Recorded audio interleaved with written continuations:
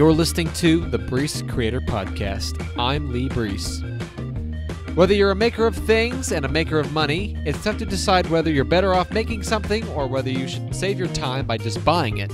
We'll talk more about that in this episode. Don't tune out if you're a professional tree climber or a stay-at-home mom, amateur or expert. You'll find something in this episode just for you. Listen to the whole episode to hear me complain, tell some great stories, and possibly make you laugh.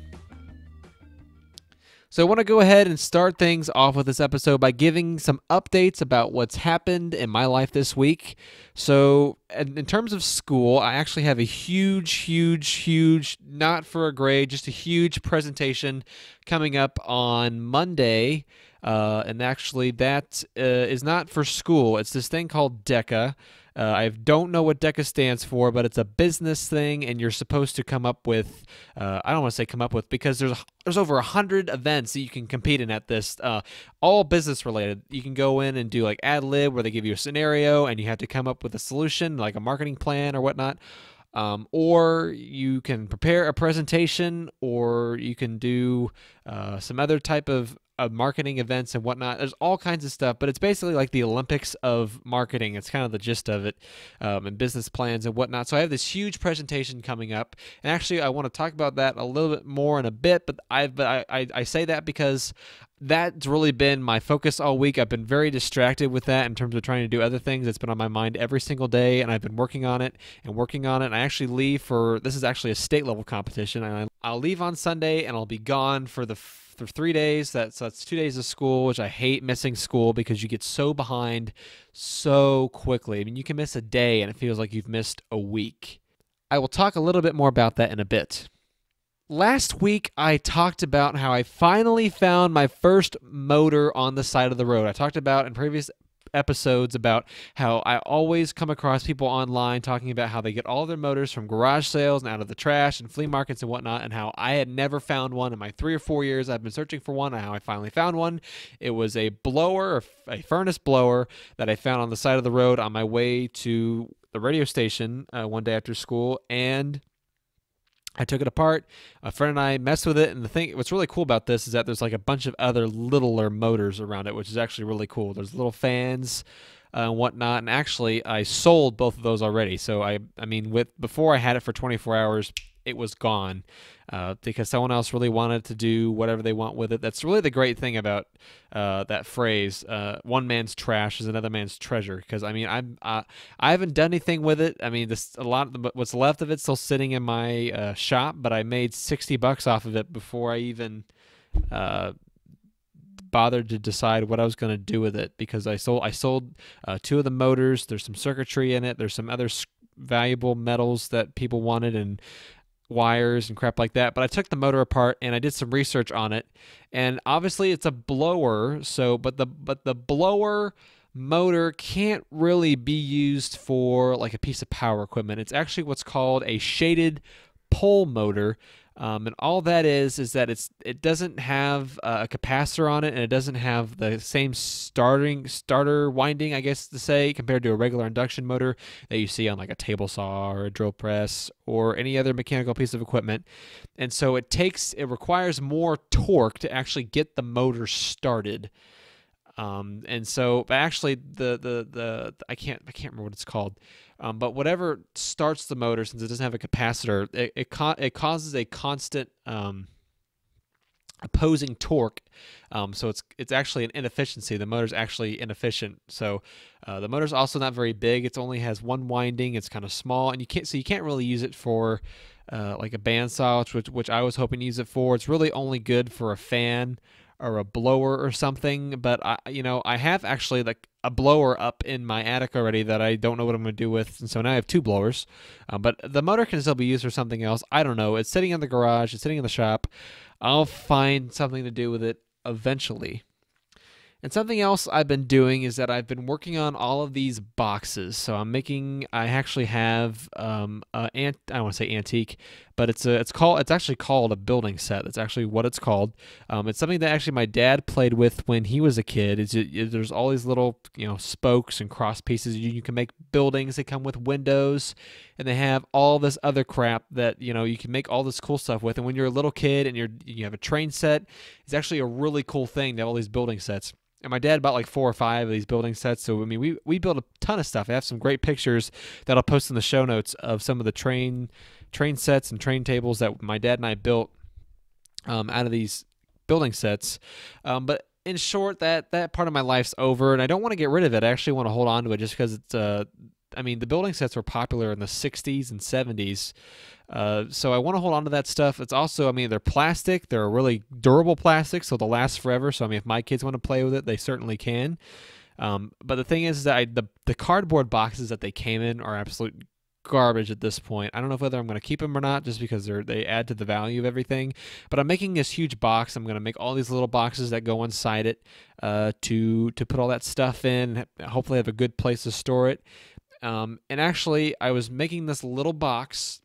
If that goes inside of it, it's actually the second or third box of the series. They're all different sizes. They're all no 2 boxes within the box are the same. So I can't make multiple boxes at one time because none of them are the same. So it's kind of frustrating that to make one box at a time, which takes forever. But the box, I glued it up. I don't do anything complicated. I don't do box joints. I don't do dovetails. I don't do splines or anything else. I actually just do a dado and a rabbet. I don't do dados that often just because I really don't want to take the time to, and it's more precise and everything. But rabbets actually just on opposing edges work really well. I don't really use them actually as joinery. I do them more to keep the box square when I'm gluing it up. And I came across the issue the other day where I didn't actually double check the box to make sure it was square after I got all the clamps on it, and I get it out of the clamps and it is very, very off. I can't believe I didn't see how off it was. And so I'm having to break the part aside. I have to break the side off, and it wouldn't come off. And finally, after pounding enough, the side actually split and came off. So the glue, they say it, everyone says this on the internet, that the glue is stronger than the wood, so you never have to worry about the joinery, because the wood's always going to fail before the glue does. And that's if you're using a light wood. Hardwood might be a different story, but I've not done enough experiments to be able to have any insight on that. And so it's split. I had to make a new piece. I was actually kind of pissed. I had to clean out the edge because a lot of the pieces stuck to the glued edge, which was kind of frustrating. But at the same time, the box was square at some point. But that also just goes to show that especially if you're making little boxes, this box is probably the longest side's about 7 inches, and it's only about 3 inches tall. So if you're making a little box like that, about that size, it's actually only about ½ an inch thick.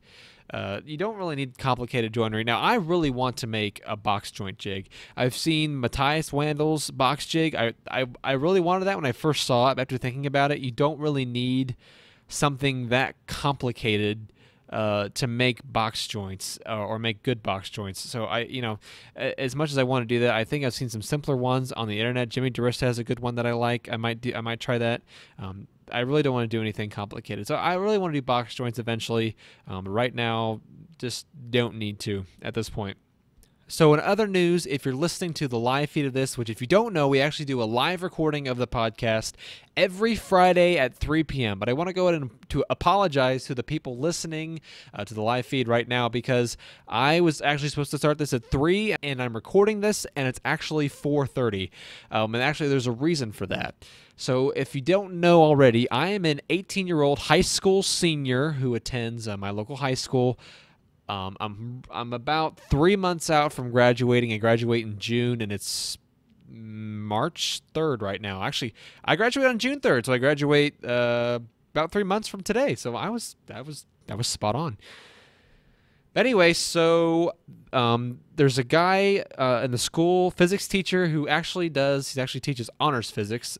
He does this really, really, really cool Rube Goldberg project for his students every year. So every student is required to be in a group and make a Rube Goldberg project for a grade. He's really lenient on it. He really just wants to get these kids emerged in making and understanding how machines work and how you can combine things and be creative. And it's really awesome that there's still teachers out there who want their students to have that experience.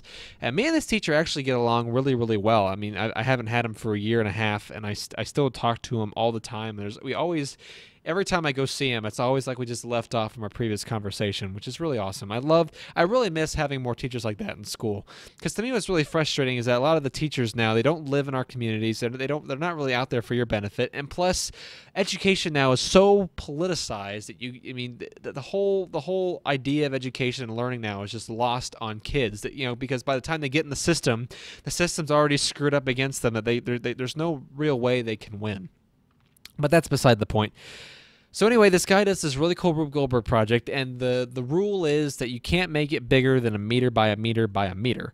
So typically what kids do is that they'll maximize these dimensions. They'll get a board in the horizontal direction, the vertical direction, and then I guess in the Z direction, for lack of a better term. So they'll use 3 pieces of plywood for this. And so you have about 30 projects, and these kids, like I've talked about before, these are suburban kids. You don't have their own wood shop. They don't make things. They don't have the opportunity to work with their hands and understand that, that they can really make stuff for themselves. So a lot of these kids will go out to Lowe's or wherever and buy the plywood they need for the project. But after the project's done, they don't need it anymore. So although I work actually after lunch and I'm not at school at the end of the day, I went back and I probably saved $300 or $400 worth of plywood that these kids are just going to throw out. And so it was a great save for me, because I actually used a lot of the plywood on the bandsaw that I made. I made my own wooden bandsaw, which I actually use frequently now. I can't believe that now that I have it, how often that I use it. But the other thing too is that a lot of this plywood is, it's perfectly fine. They just use it for the project. They either put stickers on or maybe a screw on the edge. It's all perfectly fine. And actually what was incredible is that there was this kid who decided to spend, $80 or $100 on using veneer plywood for his project. Now, there's nothing wrong with trying to make your project look nice, but people were using 1/4-inch plywood that's painted, and they were using OSB and cardboard. And this guy, great save for me, right? Because veneer oak or veneer birch or anything like that is, like $50 to $60 a sheet, and this is like a sheet and a half worth of plywood. So that's $80 I just saved right there. So I was really excited about that. I wish these kids really understood that if they want to make something, they can, and that it's amazing how your mind shifts, especially when you're young, to looking in the trash and trying to find all of the resources that you need or that you want or that you could use to make things. It's interesting how your creative mind kind of flows when you see something in the trash. I know when I'm driving on the road to school and it's trash day, I try to be a safe driver, but a lot of times I'm looking at the curb or looking at the side of the road trying to see if there's anything good in the trash. And it's amazing that I'll spot something and I don't know what it is, but I'll instantly, within 2 seconds, think of a million things I can make with that thing. And a lot of times I don't grab it just because it's not convenient. But it's just interesting how your mind works, and that you try to maximize all the resources you can. But I thought about that more this week, because ever since I found that motor, I've really become more assertive about the trash. And also, I was trying to find some more wood in the trash. I was trying to find some other stuff in the trash, because I get all of my wood from the trash. I get all of my supplies, all my materials. The only thing I buy are screws and hardware. That's just because I am an 18-year-old kid, and I don't have the money to go out and buy very nice materials and very nice plywood. But I debate about this more, because every time I see somebody going through the trash, it's not an older person. It's not somebody, like, I don't know, someone outside their 20s. It's always some kid, some 20-year-old, some college student, some high school student, some 10-year-old who's going through the trash looking for this stuff, and I consider myself within that demographic. But, I wondered, like, well, when you have the money, I understand that it's probably easier to go out and buy your materials. But, comparatively, if you're getting stuff out of the trash, you're saving something from going to the landfill. Obviously, if it's like a motor or something, you're saving something that's corrosive from going to the trash. And plus, new motors are like $200 a piece if you really want a good one. So I want to debate that a little bit, and also I want to talk about another topic is not just buying materials versus saving materials from the trash, but also whether you should make something or buy something, because that's an incredible dilemma that I've actually come across recently, especially as I lose more and more time because I'm devoting myself to other things. Because, I feel like I can make just about anything. I feel very comfortable making, whatever I need. Like I said, I love problem solving, and that's really what a lot of the making in my life does. But at the same rate, a lot of the things that I make are things that I could buy. So I'm trying to figure out this debate, constantly whether I'm going to go into a project or not. Well, it's like, is this worth making? Should I just buy it? Because what I came across this week, actually, when I want to go back to my Deca project now, is that my project is a presentation. I wrote the paper for it a long time ago. That was another component. But I haven't really worked on the presentation much this week, and I've actually probably spent 100 to 200% more time on making the tripod display for the poster board for the presentation rather than the actual presentation itself. And it's really cool because this is the first thing in a very long time that I've made without a set of plans. I hate making mistakes and I hate wasting time in the shop, so I don't experiment too much unless I need to problem solve or something very small. I don't typically work with a design out of my head, just because I don't like making mistakes and I want to get something right the first time. I hate wasting time. But with that being said, I mean, part of my design process is making models, is making, testing out designs, and then refining designs and making it again. Actually, if you go on the Etsy page or if you look on our Instagram page, I actually make and sell a paper tray. That's actually been through 3 designs. So I made about 4 or 5 of them when I started out. And eventually I picked things that I liked and I found things that I didn't like, and I combined them all and I came to the final design, which is on Etsy. And so that took about maybe a month to figure out just because I didn't have much time to dedicate to it. But anyway, go check that out. And also the plans for that are on Etsy as well. Only $5 plans. So if you really want to actually dive in, solve your own problems, make it. I did all the design process for you. It only takes a couple hours, maybe a day or so to make it. So that's how long it took me. If you already have all the materials and everything you need, doesn't take too much time there. So there's my promotional plug for this episode. But the thing about the tripod is, I mean, I've probably spent in terms of experimenting with the design, trying to get something to work out, it's probably been 3 or 4 or 5, 6, I can't even keep track. So many hours into this tripod, when really probably out of my entire free time this week, it's probably accumulative to about 16 hours of free time, and I've already spent almost half of that working on this tripod. And really, I looked up online, like the cheapest like display tripod, easel, whatever you want to call it, is like 40 or 50 bucks. And I've not like gone out and checked any of them out to see whether it's, whether they're actually good ones that are cheap or whether they're a piece of crap. And obviously my design's not perfect, the one I'm just kind of ad-libbing together. But it's one of those debates. It's like, do I spend the $50, $60 or do I save my money and spend roughly 6 hours making one? Because the thing is, after I make this one, I'll have a design, everything, and it'll take me like 2 seconds. Well, not 2 seconds, but it'll take me a relatively short amount of time to make another one. So there's always that. It's like, well, if you're gonna make it one time, then maybe it might just be worth buying it. But if it's something that you can see yourself making again, and if you keep a design or something like that, then maybe it is worth making, just because if you're going to make it again, it's going to take you significantly less time down the road to make this. Something else is that you also got to consider when you're going to decide whether to make or buy is that the thing about this tripod is that I'm very fortunate enough to have a very large supply of hardware that I can experiment with screws and carriage bolts and hinges and all the other stuff I might need to make this tripod. So if you have those, if you don't have those, it might be worth it just to buy the thing. If you don't, and because that's part of the whole experimental process, is trying to figure out what works and what doesn't work, and you don't really want to have to buy stuff to experiment with. You kind of want to already have it on hand. So in that way, it might be positive or negative. I mean, the thing is about this is that it's different for every person. Whether you're gonna make something or buy something is different for every person, because to me, like, my price threshold is very low relatively. I think it's about $40, maybe $50. Probably even lower than that, $30 or $20 or something. I don't know.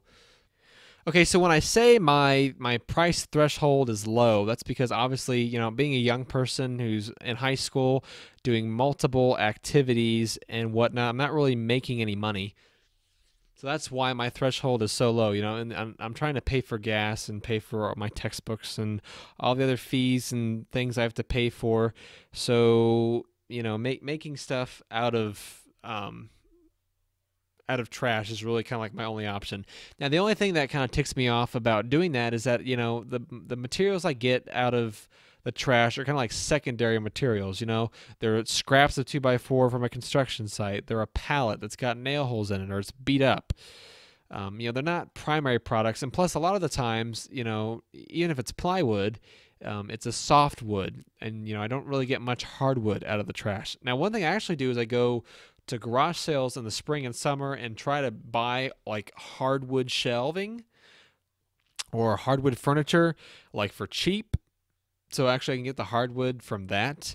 But otherwise, I don't really get much hardwood. And so the materials is like all 2x4s. So I have to make panels out of 2x4s, which actually it's kind of a challenge in its own. But a lot of times milling up the lumber or trying to make like a panel or something out of cutting 2x4s and having to do all the glue up and everything takes forever. And when I talk about how long it took me to make my paper tray, I mean, it took me an hour to cut up everything and another hour to do all the sanding and the finish work, so like 2 hours tops.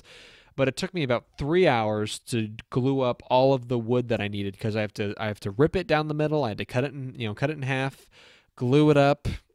I had to do all the joinery because just gluing things side to side when it's really thin really isn't that strong. So I do what's actually called a shiplap joint, where it kind of like the wood kind of like overlaps with each other. It just creates a stronger joint, and half an inch is kind of too thin to use like a biscuit joiner or anything.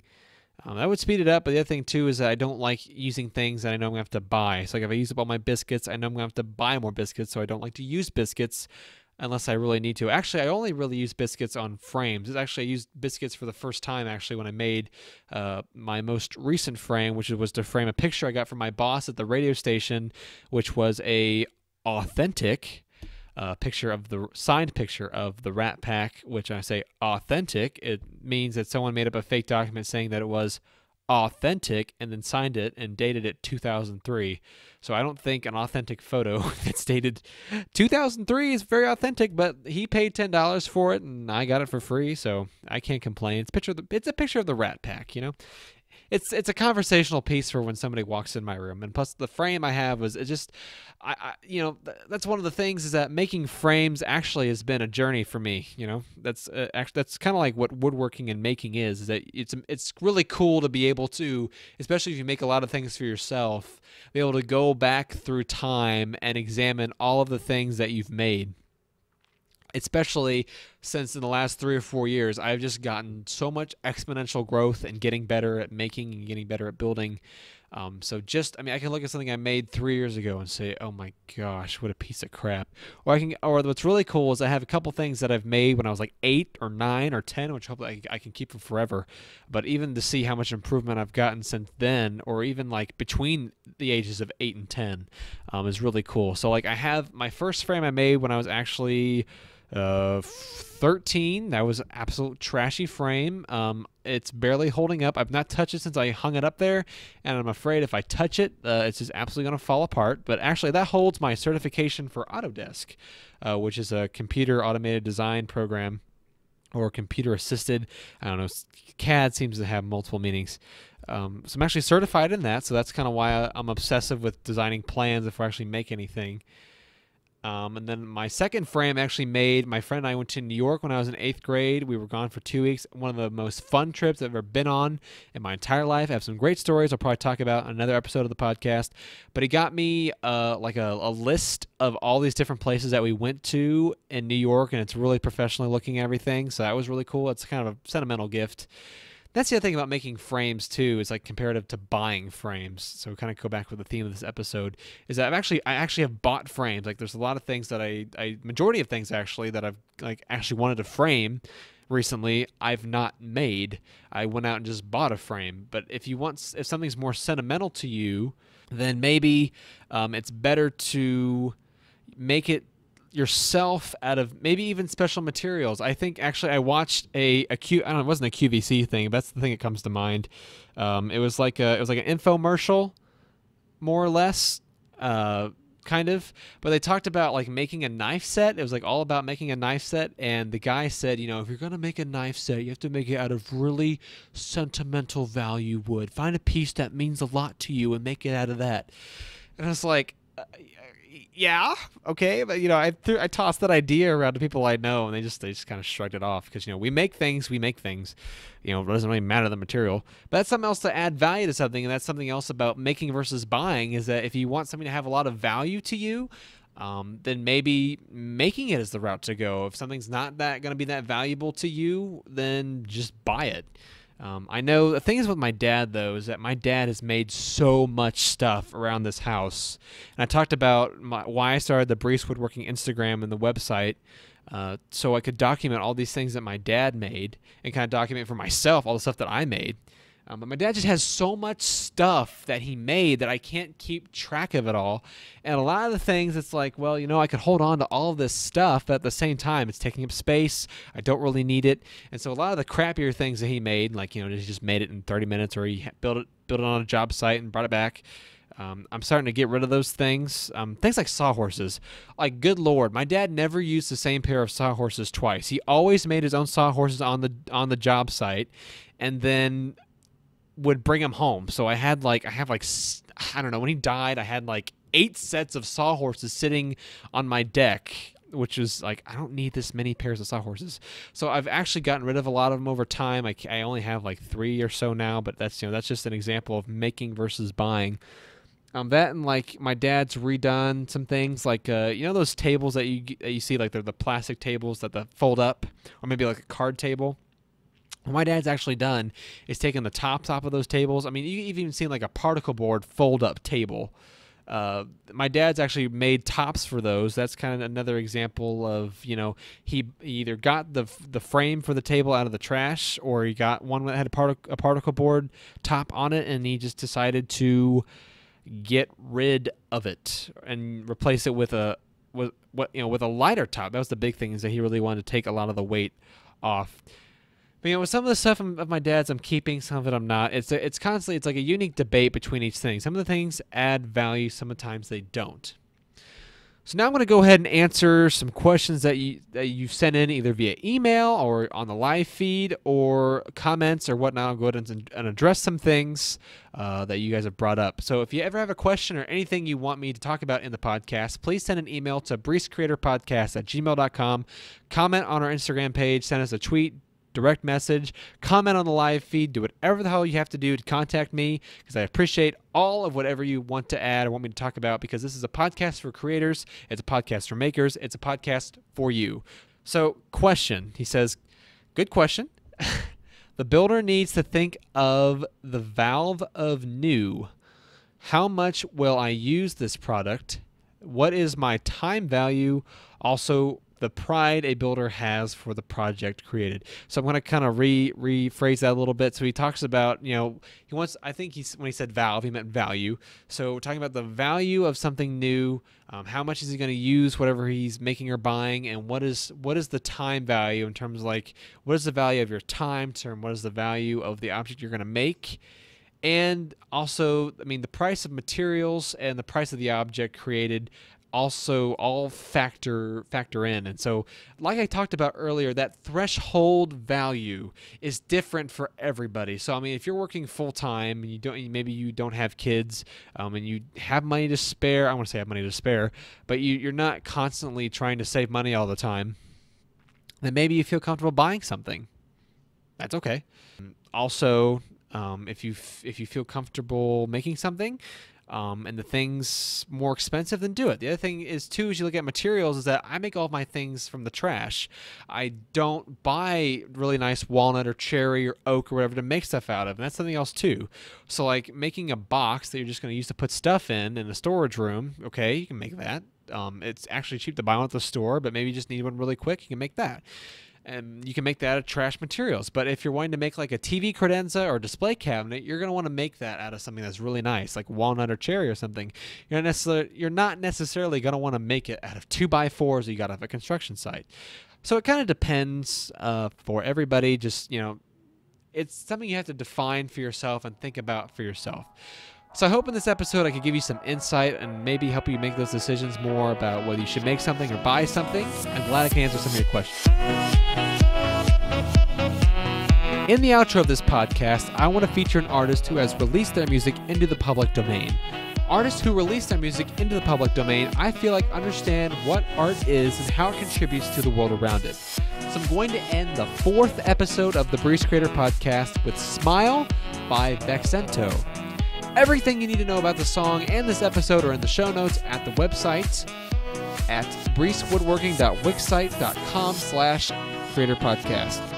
If you're on iTunes, please rate a review. I'd love the feedback, and it helps get the show in front of more people. If you're not, please share the podcast with a buddy and subscribe. Like this episode, leave a comment, or send a comment via email to breececreatorpodcast@gmail.com. You can also tweet at us on Twitter or follow us on Instagram. Just send anything that you have, feedback, comments, whatever, to either of those. I would love to answer them for you. I'm Lee Breece. I'll see you next time on the Breece Creator Podcast.